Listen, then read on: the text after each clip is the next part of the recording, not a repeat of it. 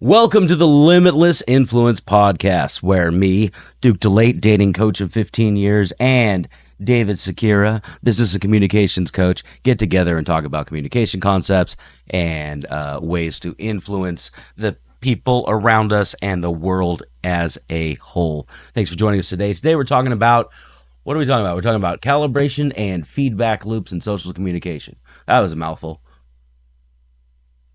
Yes, it was. uh, you want to start in on like the definitional stuff, or we just riff?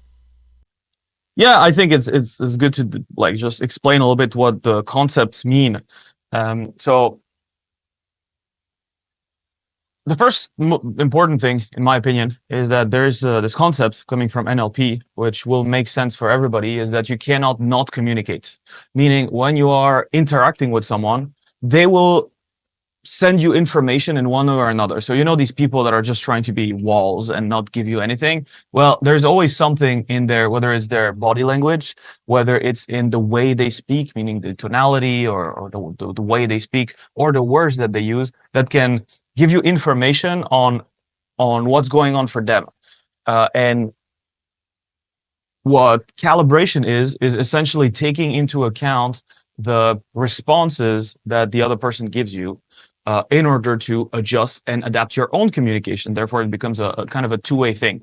In essence, you're trying to connect with the other person to understand in what way they need to receive your message, not just how you want to transmit the message. This is really useful, obviously, in everything where you need to have some form of influence, or you need to build some form of connection, build any form of rapport, because, yeah, essentially, without that, you will kind of speak to a wall and hope that the wall is calibrated to your own frequency instead of adjusting the communication where it goes and flows. So maybe you can explain a little bit more about that from your perspective, and what are the feedback loops and why is that so important after all? Yeah, I think in my experience as a dating coach, I see a lot of guys come through that are really high ego. Like they've made it somehow in the world. They're good magicians, they're good artists, they're good business people, whatever. And so they have this persona that has worked for them quite a bit in the areas of power dynamics that they've been using them, right? But what got you here won't get you there, right? So they try to apply the same ego persona into a new dynamic, namely dating or talking to women, and they find they fall flat because they're trying to play a part. They're trying to play a role, and many of the techniques and the status that they portray in the role they would say as a CEO, they don't. It doesn't land the same way when it comes to standing in front of a woman talking, and so that kind of leads to a one-way communication. We were talking about that in episode 3, I think, where you can be like the guy on TV communicating outward, but getting no feedback from your audience, right? You could be influencing still from like a communicating outward. If I write a book and I send it out over Kindle, you guys could read it. Check me out on Kindle, by the way. You guys can read it, and then you get influenced by me, but I have no idea how it's landing for you, right? I only just Yep. do my best to use the words from my own authentic core and hope that you already resonate with me to a certain point so that the words make sense to you and they reformulate in your brain. Mhm. So when you're in front of another human, like that form of communication is great. Like, you can stand and give a presidential address, or you can write books, you can do, there's like, even this podcast is the audience, we don't see them, right? So Mhm. it's an effective form of communication, but it's a different form of communication than if I'm standing right in front of you, which is why we're so like into the live events, because if I can see your body language, I can see the flushes in your face, if I can see where your eyes go when I'm talking to you, answering questions, like I can adapt much better to communicating in a way that's going to land well for you. Like you said, we're being aware of how it's being received, and the only way to do that is to be able to perceive the feedback that's coming from your body language, from your vocal tonality, from the words that you're using when you're communicating back with us. So calibration is just the ability to do that in real time. So many of the, if you're operating for the ego perspective and you're just saying, okay, I'm going to present this thing out into the world and it's going to be perceived the way that I think I should be perceived, then that's one level of communication. But if I start communicating in your language, at your pace, at your rate, and I can make you feel safe, then I can be better trusted, right? And so calibration is just the ability to kind of stay in the moment and change your communication style, not necessarily the The content of your content. communication, but the style, the way that you deliver it, so that it lands better or it doesn't throw off any red flags or it doesn't look incongruent. And that's definitely an art form, and it takes a lot of practice to do really, really well. But you and I both came up amongst coaches that did this for a living for a number of years, and they have taught us their ways, and we've sort of generated our own out of that in order to be able to communicate effectively with a wide array of people, and create trust and sell things and all that other stuff. Yeah, this is really important with in any interaction or relationship where you want to create something, let's say, real, lasting, a bit longer. So whether it's a business partner that you want to be with, or some team members, like I have a lot of CEOs or executives that really struggle to communicate with their team. Like at some point, the team members feel like this sense of disconnection, like things are just coming to them, and there is not they don't have this, as you said, safety or this feeling of being heard, of being understood, of being on the same wavelength. And it's the same in obviously intimate relationships, because the person that you're with in all these situations, even your friends, even your parents, like they all evolve and they all change a little bit. So if you keep communicating in the same way, they might accept you a little bit, but they might really quickly feel like you guys don't understand each other in the same way. Like it just doesn't feel the same. So in order to continue to keep the feelings at the same level, and I think both you and I agree that creating like something real, meaningful, it takes emotional experience togetherness in an emotional experience. In order to maintain that, calibration is essentially the king. It's necessary. I think like at least 90% of any human communication is calibration when there is a two-way communication. So feedback loops in that are nothing else but I send, you receive, you give me feedback. I receive your feedback, I adjust, I send back, and so on and so forth. And we continue. And that's the concept of the feedback loop. So maybe before we get into like techniques and how that applies in our lives and maybe examples and all that stuff, could you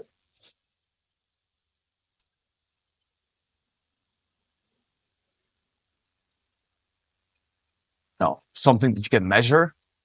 Can you kind How of to go about repeat that? the last thing because something froze on the internet? Oh, something froze. Yeah. Okay, no problem. I was asking if we can just if you can just clarify what is really calibration, because that's always a concept that when I bring that up on my events, seminars, it takes a while for people to be like, oh, that's what you meant by that. Like, oh, he moved this way, and like this is repeatable, and he always does the same gestures, and now I understand, and so on. They really struggle with that. So can you clarify, is calibration a mindset? Is it a skill? Is it a concept? Is it something you can measure? Is it something you can like know that, oh, I am calibrating right now? Like, how do you approach this concept? I would say that, the skill of calibration is just a mishmash, a bunch of tools in your tool belt of things to try and things to expect to look for, right? So, Mhm. um, I'm not going to go into the whole pacing and leading example, but basically, yeah, yeah. But I think more than a set of skills, I think it's an intent. Because okay, have you ever met somebody that you just clicked with, and whatever came out of your mouth was that you finished each other's sentences, and you had the same kind of humor, and you just kind of like click, and you're automatically aligned, and then you're like, oh my god, you're my new best friend, blah blah blah. You want to do karate in the garage, and uh, that happens, serendipitously with people. But the art of calibration is seeking that type of click and modifying your how you show up so that that click happens faster or more consistently. So I think calibration is really an intent. It's you can naturally communicate your way into a perfect wavelength with somebody, but if you uh, start kind of in a rocky, weird space, and you intend to move to build rapport, you intend to move to create emotional spikes or whatever, and then you use whatever resources you have at hand to move in that direction, check in and with yourself to make sure that you're moving in that direction. That's calibration. Okay, so essentially, always being trying to adjust to what the other person kind of needs or how the other person responds. Yep, I agree Yeah. with that 100%. So, like in the old days, we used to have these touchscreens, right? And the touchscreens were separate from uh the computer. It wasn't just like the computer and the screen was the same like the tablets now, but like we used to have to buy monitors with touchscreen overlays, right? And then the computer would be sending a certain resolution to the monitor. And before you could use it, you'd have to do what they call calibrating it, right? And Mhm. they would put little dots on the screen and you would touch them so it would know the where you touched with your finger was in geographical space, the same place where the dots were or the X's were on the screen, right? And then once it Mhm. saved that, like it's saved and it works well because everything works in relation to the baseline that you set. Same thing when you first get a new phone and then like you have to put your fingerprint in and it takes like 19 different readings before it says, okay, we know what your fingerprint looks like from all these different angles, right? Yep. Like that's calibrating the fingerprint system. Like you're so a lot of calibration happens. I mean, it happens all the way throughout the conversation. But I was okay. So I was in line with this girl. I had a group of students, and we were going to this music festival last May, EDC in Las Vegas, and Mhm. uh, everybody's tired. We're all staying out till 6 in the morning. We're talking to hundreds of girls. Like it's chaos. Big music. Zed was there and David Guetta and like it's ridiculous, right? And so we're in line early morning, probably 1 a.m. to get into the bus to go through the thing, and there's this just beautiful, beautiful feminine woman. You could like the way that she was interacting with the world was what she was very intentionally giving out this free chaotic energy, but it was metered, and she's basically scary to anybody who's afraid of talking to girls, right? And so one of my students opened her up and was like, "Oh, hey, where you going to the festival? Who you looking to see?" And it does all the little rapport building questions or whatever. And you could tell by his energy, I could tell by his energy that he was grasping in the air, hoping he could say something that would land and make her want to keep talking to him. But the reality of the situation is we had about 25 minutes from where we were in line to get onto the bus. And she was stuck, right? So she was going to have to talk to us anyway at some point, you know what I mean? Or tell us to fuck off, right? There's an extra pressure there because she's standing in line with us. She needs to feel safe and heard. She doesn't need to feel on the spot. Entertained and yeah. Yeah, or even entertained, right? And so he gets to the end of his line of questions. He runs out of stuff to say because he can't. She's not really giving a lot of feedback. Yeah. No, I go to Ohio and I go to this thing and I went to Lollapalooza and da da da. And he's just like, oh, what do I say that's going to make this more spicy and interesting? And what am I? And like you could tell he was just not in the right headspace. And I kind of like disconnected from the conversation and started talking to the gay guys in front of us, and we were laughing and whatever. And she turned her hips towards us. She kind of wanted to get into our conversation, right? Because we were the fun at the time, and he was kind of like being a boring person. And then I just turned to her, and what I did was a calibration routine, but it was so natural to me because I've been doing it for years. And I just basically told a quick life story of how I got there and what my interests are and all this other stuff. And I blah, blah, blah, blah, blah, blah, blah. And I'm very excited about this. I'm super passionate about that. And I stopped being a computer programmer and I became a public speaker. I ended up flying to like 30 something countries and it was da, da, da, da, da, da. And I just start talking and she's just like, and I threw like 9 different things against the wall, just threw them out in the air. And she was just listening and nodding and, doing the same thing that she was doing to him. But as soon as I said a public speaker, right, she said, oh, my God, I really want to do that. And I was just looking at how to get into it. I wanted to go to these self-help seminars. And like, it's just so hard to balance. I'm a traveling nurse and da, da, da, da. And I was like, she started like conversing and like being interested in what I had to say. So then I paced and lead and I calibrated into the conversation. And we started talking about public speaking and what her fears were and like how she needs to take the next step and, what her overall goals for changing the world were. And she started engaging and everything was cool, right?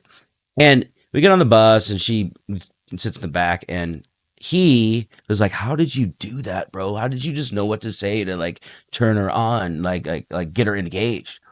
And I'm like, I didn't. I threw 9 things in the air. Yeah. And then she chose what she wanted to latch onto. And then she responded with super enthusiasm. So I mirrored it and then everything was good. Right. And he's like, yeah, but how did you know what to say? I'm like, I didn't. If you listened, I talked for like 8 minutes, not knowing what to say. I just kept talking and throwing things out. And she eventually felt safe enough to engage because she had a similar interest, in there. I probably said 9 different things and she dropped all of them except for that one. And he's like, oh.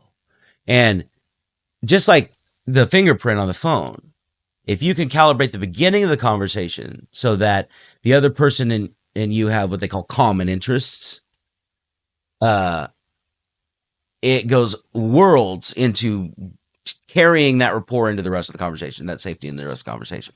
The way that people go about it wrong is they'll say, okay, I need to find common interests. They'll say like, okay, well, I like this. Anything like that for you?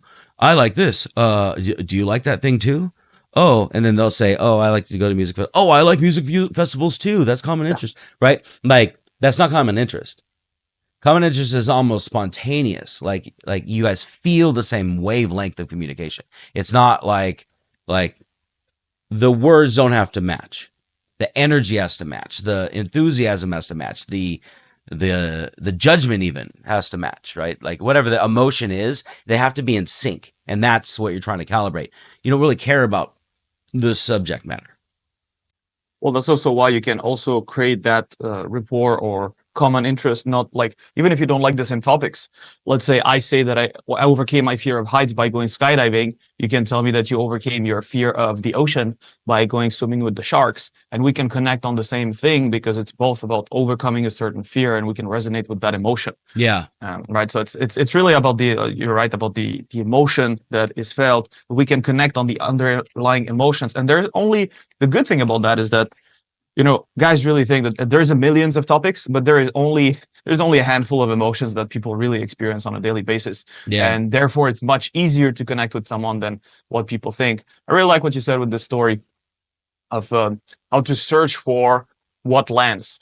And I think that's also essentially, even though you were speaking, okay, that's what I'm taking away from this little example, is that even if you were speaking for 8 minutes, all you were doing essentially was you were just sending something, but you were listening a lot.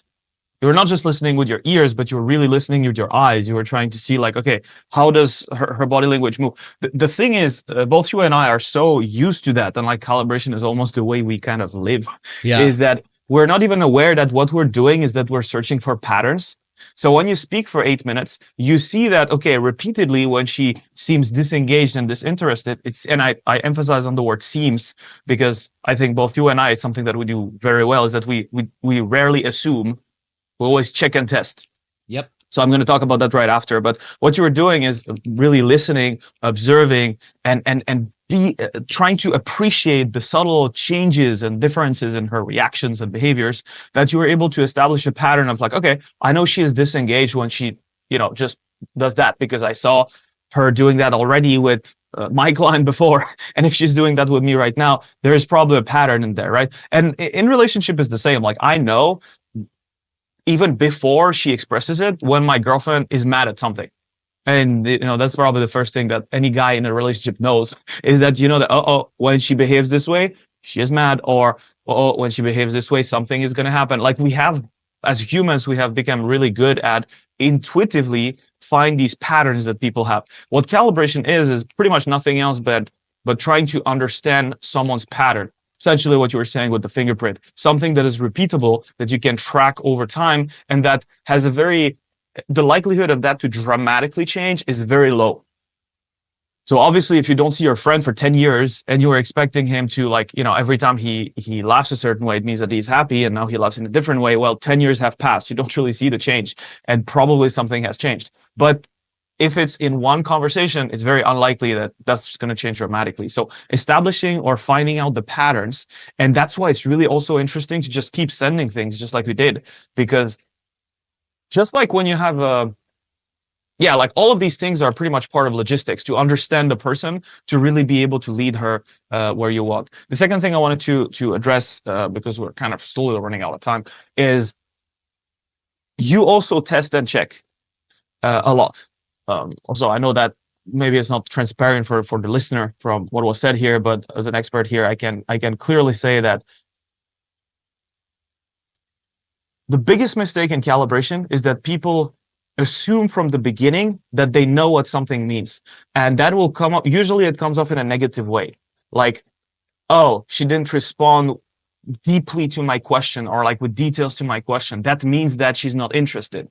Not necessarily. It can just mean that she is, I don't know, a little bit nervous, or that she doesn't know what to say. And in business is the same thing. People make these assumptions of like, "Oh, he wasn't interested in buying immediately. That means he didn't like me, or he didn't like my product." Not necessarily. It might just mean that the person needed something else, or is just thinking, or needs some time to process. Something is missing, right? So it always goes back to, and I think we discussed that in podcast 3 again. That one was quite broad. The concept of always attempting to connect with the person and understand and appreciate really who they are and what's their view of the world, how do they interact with the world, so that you can understand why and how to communicate with them in a language that they understand. Those are the two things that I think are super important from what you said, is constantly checking for patterns, and also not assume too fast that something is reliable, and rather check it. For example, you can be like, okay, for example, if I see, I'm going to take the girlfriend example. If I see that she behaves in a certain way where I'm used to see her get mad at something, I'm not going to just say like, "Are you mad, baby?" Because that's going to make her mad.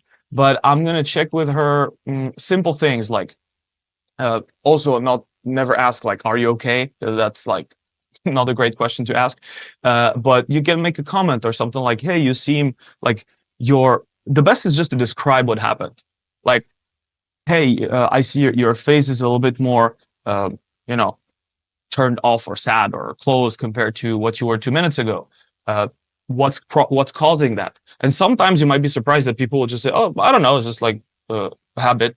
Okay, cool, right? And it's always a matter of like checking by describing what you did. So for example, with the girl here, you could have said something like, "Hey, you really got super excited when I spoke about public speaking. Like what made that?"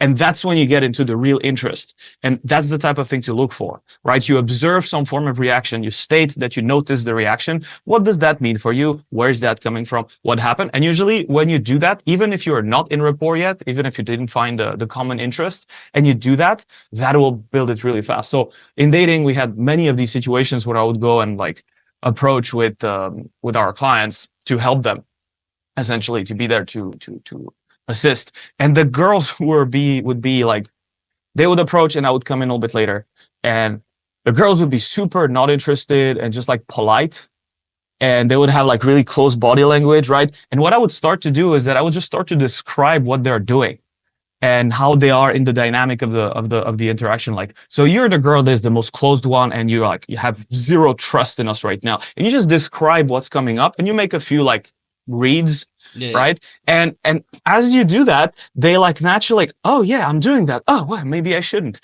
And they just change their entire state doing that. And I really I think that's really part of calibration is recognizing patterns, being able to, what the fuck did I say before?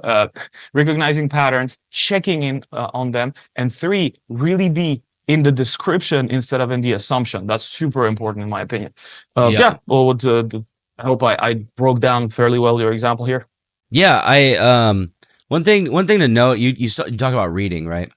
Cold Yes. reading is probably one of the most deadly Powerful tactics thing. Yes. when you're 100%. because instead of, you say we don't want to Asking. make assumptions, we want to be in the moment, whatever, but making verbal assumptions as a test is, we can do a whole thing on cold reads, but like, Well, it's different to make an yeah, assumption in order to test than an assumption to like justify in your head why it's not going well or exactly. why it's going well, right? It's a very different thing. Yeah, and then so just to touch before we close off on feedback loops is when you are open to whatever comes back as data.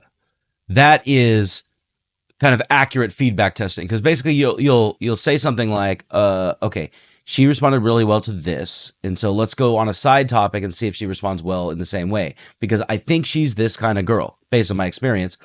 She's Mhm. she's probably a helper type. She probably has a lot of siblings. She probably took care of her baby brother when she grew up. Blah blah blah blah blah. Right. So I make these assumptions in my head, and then I test them, and I'm like, yeah, you probably have a really big family, huh? Like you're like a middle child, right? And Yeah. then she'll be like, "Oh yeah, yeah, no, I had a brother and I had this thing, and but I had so many cousins and da da da da."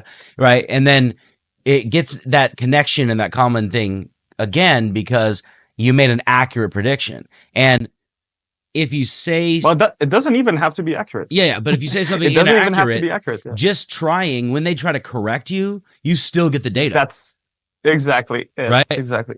And Yes. I have in my illustrious dating career, I have hooked up with numbers of friends of the people who were my original target, because Mhm.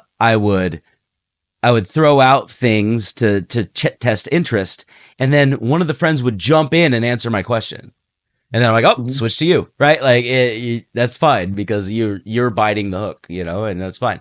Mhm. And as long as you're open to that and your ego isn't being like, oh no, but I have to get this one because my intent was to do this, and my communication skills are going to be. If you try to control the stream of communication in one direction and the outcome of the whole thing without paying attention to the environment variables that are happening, then your success rate goes down the toilet. Like you might be able to pull things off, once in a blue moon, but if you're kind of open to what's going on and you're taking in as many variables as possible, making smart assumptions and then testing them, then you set yourself up for the best chance of success in whatever you're trying to do. Agreed. Couldn't have said it better. In business, that also means when you have an idea in mind of how you want things to go, for example, how you want to communicate like many people or many founders, when they pitch their project and they're like in a one-on-one conversations and networking with someone, they want to get their approval or just get them to invest in them, and get interested in the project. They're really so enamored by the way they see their own baby, their own product, their own company and whatever, that they don't really hear that the person in front of them needs to hear it in a different way. And I think that's the kind of the parallel of what you're saying is when you get into an interaction, essentially, out of the 100% of the communication that can happen, only 10% is what you are bringing on the table, and 90% is the adaptation or calibration to the other person. That never means that you're changing the essence of what you're saying. You're changing the gift wrap so that they are interested in it or it lands in a certain way. It's just that, some people like different flavors and colors, and why not deliver them the message that you are trying to convey in the way that will resonate the best with them. There's just no downside in being a good calibrator and being attuned to feedback loops. Yeah, and I'm sure we're Well, going to this go was a way great deeper conversation. that in future podcasts, because I have like a slew of videos on my channel about calibration and like feedback loops in general for different types of things, and like you can get super granular, but I think we covered the concept pretty well. Yeah, and for sure, this is also available in our school community, which we mhm. might talk about a little bit more.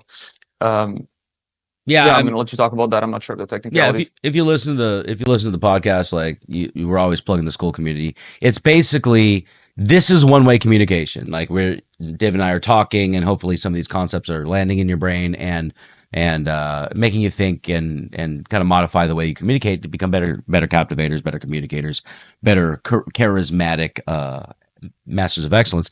But in our school group, that's where we meet up with people on a free level, right? So like we have one-on-ones and live programs and all that stuff for our dating or for our coaching business. Uh but in the school group is like it's free. So like everybody who's interested in the subject or kind of dabbling, want to dip their toes in the water, to all the way to people who have trained with us for years and use these concepts on a day-to-day basis to make their lives better and the world better. They all kind of hang out in that spot, and we hang out there on a regular basis. And it's a place where we can do two-way communication with you guys, our audience. And so if you have any questions, if you have any feedback loops for us, if you have things that you'd like to see explored here on the podcast and in our video content, just reach out there and hang out with a bunch of And there are also some free courses in there. Oh yeah, and we got some free There are also stuff some free courses in there, and yes. that's growing all the time. We're building a library out for that. So it's a good place to meet up with people that are like minded, and it's a good place to talk to us, if not a little asynchronously. I think the cheaper the paid tier, we do the weekly, sort of coaching lesson calls, and I do a lot of Q&A in there, so you can join that too. But we really want to have this a living, breathing relationship with our audience because That's how we work. we couldn't do what we do without people who are interested in the nerdy gas concepts that we're interested in. So if you haven't joined the school community, go to thelimitlessmentoring.com slash I think it's well we'll say school now, SKOOL, but I think it's courses. I think it's right now, but whatever. I'll put the link in the show notes when this thing comes out, and it'll be clear there. Click the thing, join up. If you're watching us on YouTube or Spotify, put the little thumbs up buttons there. If you're watching on iTunes or Deezer, give us some star ratings because it helps us disseminate to more people and connect with more like-minded individuals. That's it from me.